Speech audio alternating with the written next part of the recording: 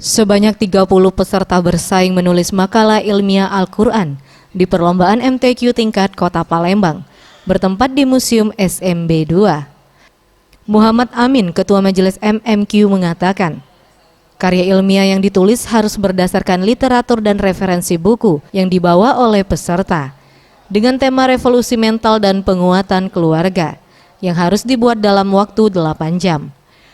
Penilaian meliputi banyaknya referensi yang dimuat, tata bahasa dan tulisan harus bersifat orisinil.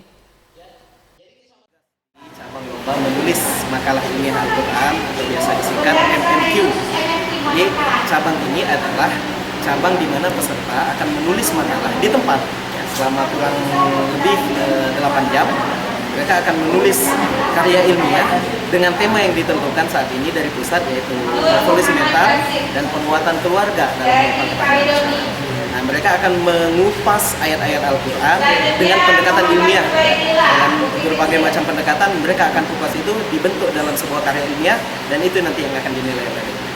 Jadi nilai apa sih speknya, Pak?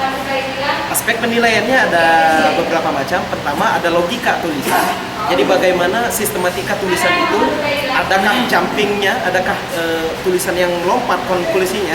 Jadi dia membahas A, tiba-tiba melompat ke Z gitu ya. Nah, itu yang akan dinilai, apakah rumit atau tidak. Peraturan ketat diberlakukan oleh panitia untuk peserta, mulai dari larangan menggunakan ponsel dan menukar laptop sendiri dengan peserta lainnya. Hal ini dilakukan guna mengantisipasi kecurangan selama perlombaan berlangsung. Tim Liputan, Sriwijaya TV.